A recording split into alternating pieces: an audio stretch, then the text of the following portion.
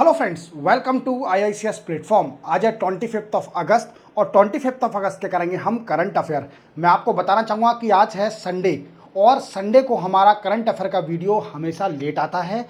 वैसे हमारा video regularly 10 o'clock आता है करंट अफेयर का। क्लियर? चलते हैं without wasting our time. First news है यूनिफाइड पेंशन स्कीम। क्या है यूनिफाइड पेंशन स्कीम और ये न्यूज़ में अभी क्यों चल रही है? देखो, मैं आपको बताना चाहता हूँ कि 2004 के बाद जितने भी एम्प्लॉय थे in state as well as union, उनकी पेंशन बंद कर दी थी। मेरा कहने का मतलब है कि वहाँ की पेंशन बंद कर दी, उनको अब पेंशन नहीं मिलती है। 2004 के बाद जितने भी रिक्रूट हुए हैं उनको पेंशन नहीं मिल रही थी और इस बात का कई सारा प्रोटेस्ट हुआ।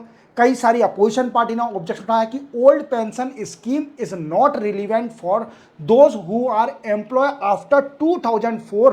क्लियर? बट क्या हुआ कि कई सारी स्टेट ने एडॉप्ट भी कर ली न्यू पेंशन स्कीम, जिसमें पेंशन अलाउ कर दी कि हाँ 2004 के एम्प्लॉय जो स्टेट के एम्प्लॉय हैं उनको पेंशन मिलेगा। जैसे कई सारी स्टेट है, कांग्रेस की स्टेट ने ये इंप्लीमेंट किया था। क्लियर? अब क्या हुआ है कि इसी बात को देखते हुए मोदी साहब ने 2023 में एक कमेटी सेटअप करी under chairman of TV Somanathan. Clear? TV Somanathan ji के अंडर में एक कमेटी सेटअप करी गई। अब इस कमेटी को क्यों सेटअप किया? इस कमेटी को सेटअप किया for review old pension scheme को रिव्यू करने के लिए और नई पेंशन के रिकमेंडेशन देने के लिए। और ये कौन है? ये आप जानना, ये पहले फाइनेंस सेक्रेटरी थे, अब ये कैबिनेट सेक्रेटरी बन गए। क्या है? कैबिनेट सेक्रेटरी बन गए यूनियन में। याद रखोगे। अब ये टीवी सोमनाथ जी बन गए IAS ऑफिसर, अब कैबिनेट सेक्रेटरी हो गए। पहले थे, जिस टाइम कमेटी सेटअप करी थी तो ये थे फाइनेंस सेक्रेटरी। कौन थे? Finance secretary. अब क्या है, मैं आपको एक और बात, 1 जनवरी 2004 से जितने भी एम्प्लॉय रिक्रूट हुए हैं in state as well as centre, हम सेंटर के बारे में बात कर रहे हैं, स्टेट के बारे में बात ही नहीं कर रहे हैं। ये क्या है, यूनिफाइड पेंशन जो स्कीम आई है ये सिर्फ ओनली सेंट्रल एम्प्लॉय के लिए आई है, ना कि स्टेट के लिए आई है। स्टेट के जो एम्प्लॉय हैं वो डिपेंड है किस पे? स्टेट गवर्नमेंट पे। अगर स्टेट गवर्नमेंट इसको इंप्लीमेंट करती है अपनी स्टेट में तो स्टेट गवर्नमेंट के एम्प्लॉय पर भी ये अप्लाई हो जाएगा। But right now we are talking about the central government employ के बारे में। तो 2004 के बाद जितने भी एम्प्लॉय हैं उनकी पेंशन को बंद कर दिया था। क्या कर दिया था? बंद कर दिया था। अब इस कमेटी ने रिकमेंडेशन दिए होंगे और मोदी साहब ने अभी नई स्कीम निकाली है, यूनिफाइड पेंशन स्कीम।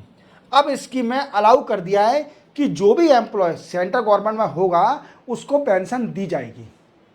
क्या दी जाएगी? पेंशन दी जाएगी। अब कौन कौन से पॉइंट हैं ऐसे जो हमें याद रखने की जरूरत है कि पेंशन कैसे मिलेगी, क्या होगा, तो वो आपको शॉर्ट में इजीली वे में मैं आपको समझा देता हूं, जो कि आप आगे चल के मेंशन करके आ सको एग्जाम में। क्लियर? अब चलते देखो, सबसे पहला पॉइंट है उन एम्प्लॉय को पेंशन दी जाएगी जिनकी सर्विस 25 ईयर हो गई है। समझो आप मेरी बात को, 25 ईयर जिनकी सर्विस हो गई है उनको पेंशन दी जाएगी 50% of salary. 50% of salary pension दी जाएगी to employee who have a 25 year of service experience. We can say experience तो नहीं बोल सकते, जिसकी 25 साल सर्विस हो गई हो, that get the 50% of the salary in the form of pension के फॉर्म में 50% सैलरी उसको मिलेगी। और 50% कौन सी देखी जाएगी? स्टार्टिंग की नहीं, उसके रिटायरमेंट के 12 महीने पहले जो उसकी सैलरी होगी उसका 50% उसको पेंशन मिलेगी। क्लियर? इतना समझ में आ गया। अब क्या है कि कई सारे एम्प्लॉय जल्दी रिटायरमेंट ले लेते हैं या फिर उनकी लेट जॉब लगती है और अगर 25 ईयर सर्विस नहीं हो पाती है तो वो एम्प्लॉय को पेंशन नहीं मिलेगी। क्या? बिल्कुल मिलेगी। उसके लिए भी करा है कि अगर किसी एम्प्लॉय की 10 ईयर सर्विस हो गई है तो उसको मिलेगा पेंशन 10,000 रुपीज, तो उसको दिया जाएगा पेंशन पर मंथ। 10,000 रुपीज उसको पेंशन दी जाएगी। समझ में आया मेरी बात को? अब आप एक बात जानते हो कि जिनको भी सैलरी मिलती है या पेंशन मिलती है उसमें डियरनेस अलाउंस ऐड होता है, मींस जिसको हम हिंदी में बोलते हैं महंगाई भत्ता, जिसको क्या बोलते हैं महंगाई भत्ता, वो हर साल ऐड होता है। अब वो किस इंडेक्स को देखकर ऐड किया जाता है, सबसे बड़ा पॉइंट है। तो इस वाली स्कीम में डियरनेस अलाउंस दिया जाएगा on the basis of consumer price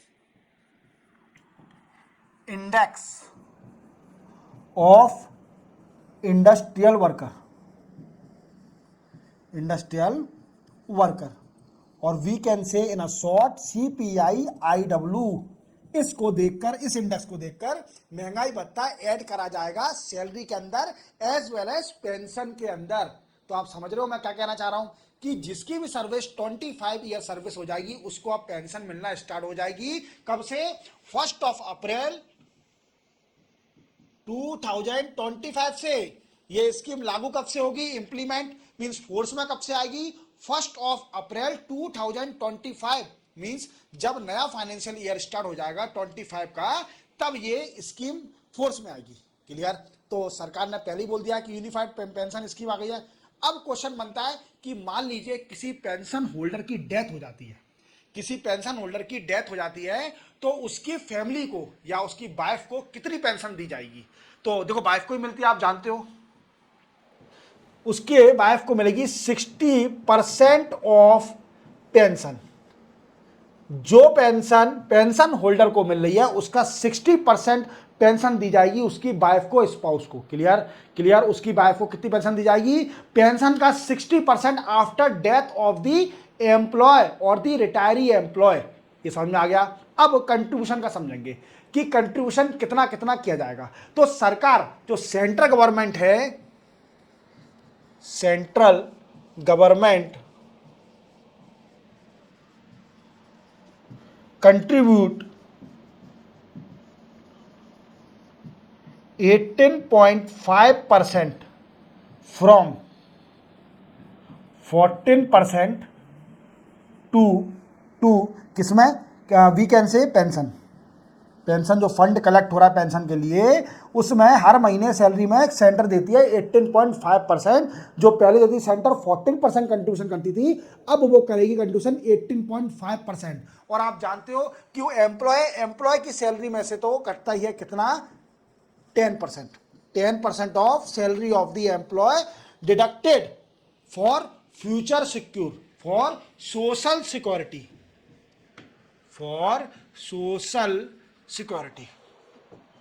अब इतना समझ में आ गया?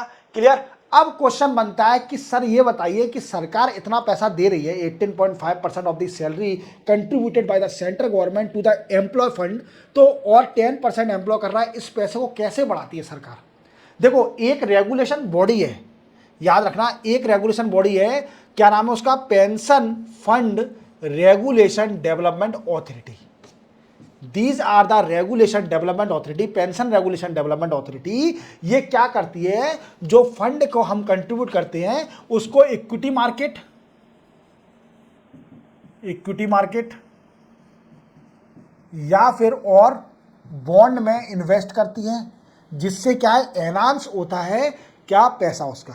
तो समझ रहे हो आप मेरी बात को कि सरकार कितना पैसा कमा रही है? आप देखिए, मैं आपको और अच्छी तरह बताता हूं।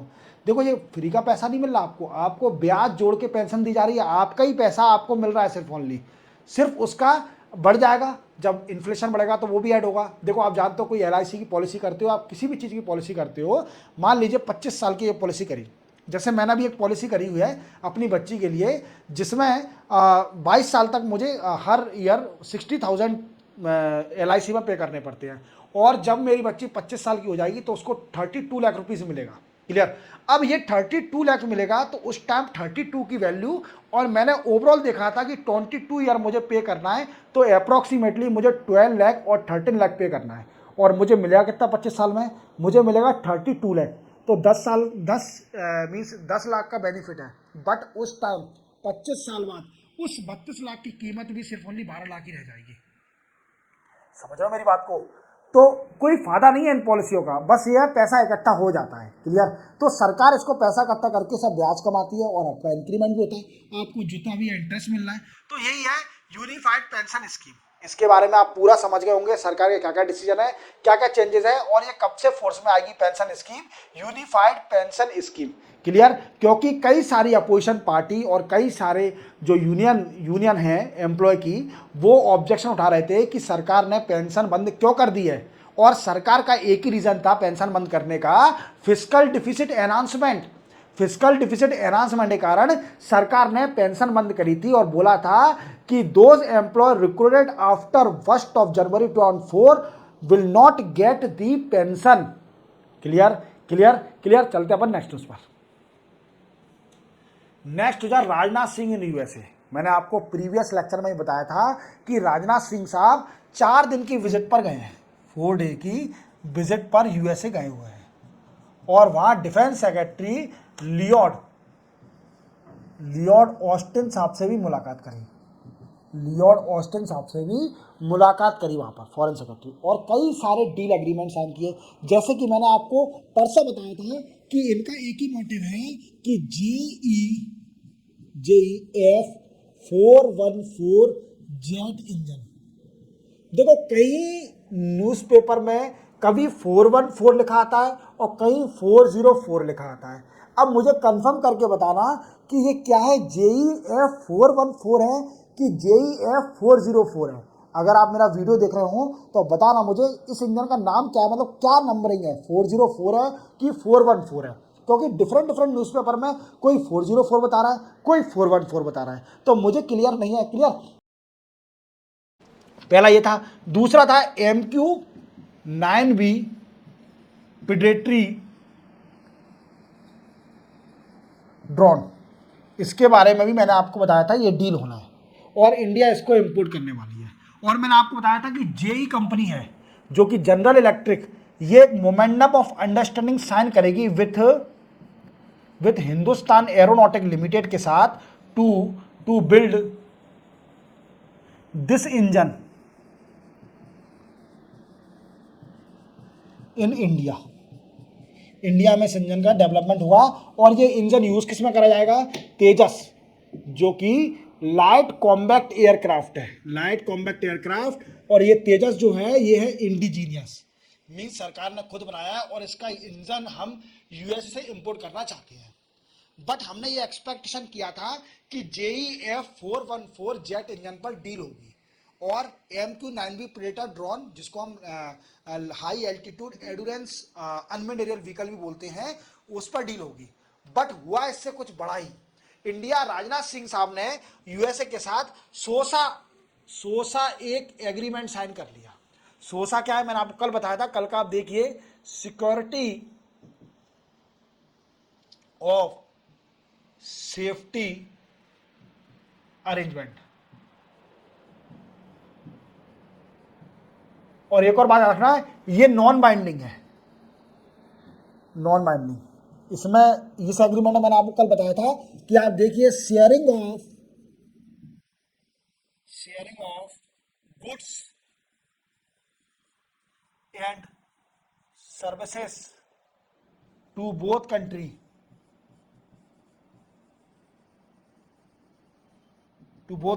ठीक है।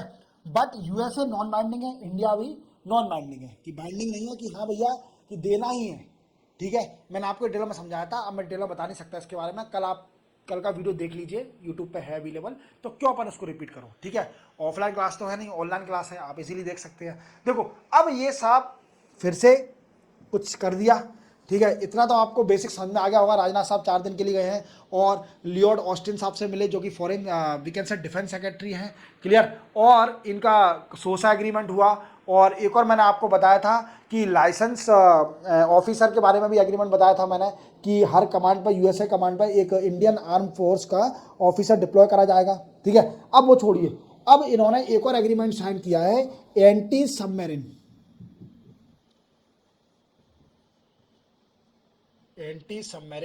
एक इंपोर्ट करेगी इंडिया यूएसए से इंपोर्ट करेगी इंडिया, और जिसका नाम होगा सोनो बॉयज। क्या नाम होगा, सोनो बॉयज। ये इंपोर्ट करेगी इंडिया यूएसए से एंटी सबमरीन। क्लियर, ये भी डील साइन हुई है। और ये डील कितने की है दोस्तों? ये 57.8 मिलियन डॉलर की। कितने की? 57.8 मिलियन डॉलर की ये डील है। एंटी सबमरीन यूएसए इंपोर्ट किया जाएगा, इंडिया इंपोर्ट करेगी। और ये सबमरीन का नाम क्या है? सोनोबोज। और एंटी सबमरीन आप जानते हो कि कई सारे एनिमी के सबमरीन जो कि अंडर वाटर चलते हैं या वाटर के ऊपर चलते हैं, उनको डिस्ट्रॉय करना इसका ये काम है। क्लियर? तो इससे आप समझ गए होंगे पूरा इनका मोटिव क्या है राजनाथ सिंह का जाने का। क्लियर? चलते अपन नेक्स्ट न्यूज पर। विज्ञान धारा, नेक्स्ट क्या है? विज्ञान धारा। देखो, मैंने आपको कुछ टाइम पहले एक न्यूज़ बताई थी जिसमें मैंने बोला था कि राष्ट्रीय विज्ञान पुरस्कार के बारे में बताया था कि सरकार ने क्या किया है कि जितने भी साइंस के अवार्ड हैं, साइंस से रिलेटेड, साइंटिस्ट से रिलेटेड, उन सबको मर्ज कर दिया है और एक अवार्ड बना दिया है जिसको बोलते हैं राष्ट्रीय विज्ञान पुरस्कार।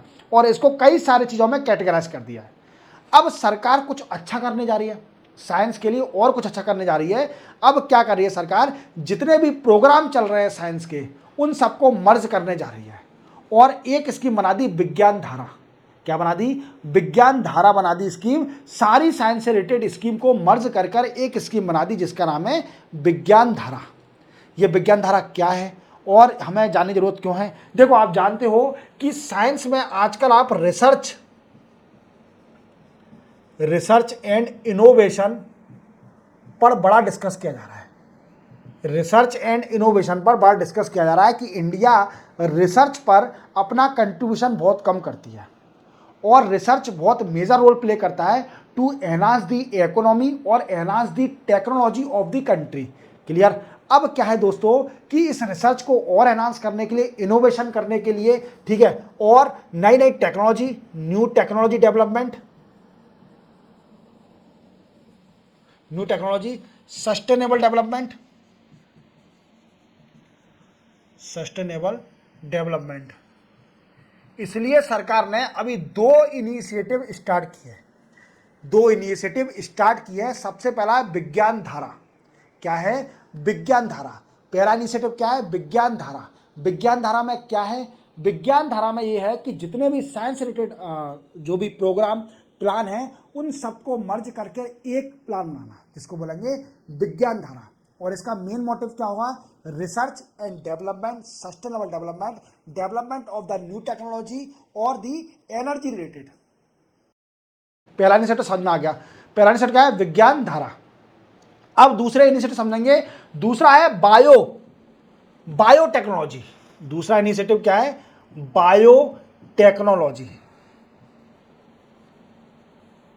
देखो, आप जानते हो बायोटेक्नोलॉजी के बारे में कितना डिस्कस होता है। Biotechnology play the major role in the development of the country in recent phase में बायोटेक्नोलॉजी का बहुत बड़ा कंट्रीब्यूशन है इंडिया की ग्रोथ में और वर्ल्ड की ग्रोथ में, क्योंकि बायोटेक्नोलॉजी नई टेक्नोलॉजी है और हर चीज़ को बायोलॉजिकल किया जा रहा है। क्लियर? तो कई सारे इसके पार्ट हैं। इसमें क्या है? बायोटेक्नोलॉजी को प्रमोट करना और इसको 6 कंपोनेंट में डिवाइड कर दिया। इसके 6 पिलर है। जो बायोटेक्नोलॉजी रिसर्च जो दूसरा इनिशिएटिव स्टार्ट किया है, उसके 6 पिलर है। कितने हैं? 6 पिलर। तो हम एक एक पिलर समझेंगे कौन कौन से पिलर हैं। सबसे पहला पिलर बायोकेमिकल,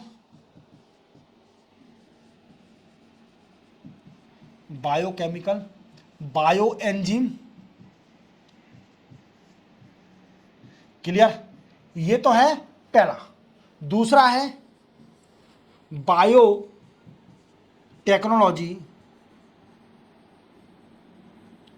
ऑन एग्रीकल्चर, जैसे बायो फर्टिलाइजर और बायो पेस्टिसाइड। क्लियर? तीसरा ऑन एग्रीकल्चर हो गया, on smart protein and nutrition food. Clear? Fourth है हमारा then after marine marine. Fifth है हमारा, क्या है फिफ्थ? बायोफ्यूल। बायोफ्यूल जिसको हम बोलते हैं bio ethanol, ethanol and biofuel जो कि डीजल में ऐड किया जाता है। बायोइथेनॉल जो कि पेट्रोल में, और बायोफ्यूल। और जो सिक्स्थ है वो है बायो थेरापेटिक्स। थेरेपी होता है, बायोथेरेपी, बायोथेरेपेटिक, ये सारा सिक्स पिलर है। आप याद रखना, 6 पिलर बहुत इंपॉर्टेंट है। और गवर्नमेंट ने ये इनिशिएटिव, 2 इनिशिएटिव निकाले हैं, बड़े ही इंपॉर्टेंट इनिशिएटिव हैं, याद रखना। क्लियर? चलते अपन नेक्स्ट उस पर। नेक्स्ट हो जाए सेकंड इंडिया सिंगापुर कॉन्फ्रेंस। देखो दोस्तों, इंडिया और सिंगापुर के अच्छे रिलेशन हैं, और आप देखिए कि Singapore is the largest contributor of the FDI in India. अगर देखा जाए तो 2023 और 24 में इंडिया में सिंगापुर से FDI 11.77 billion dollar FDI inflow हुई थी। एफडीआई इन्फ्लो हुई थी, याद रखोगे कितनी? 11.77 बिलियन एफडीआई इन्फ्लो हुई थी इंडिया के अंदर फ्रॉम सिंगापुर कंट्री। और हमारे Singapore is sixth largest trade country. हमारा छठवां सबसे ज्यादा कंट्री है जिससे ट्रेड होता है।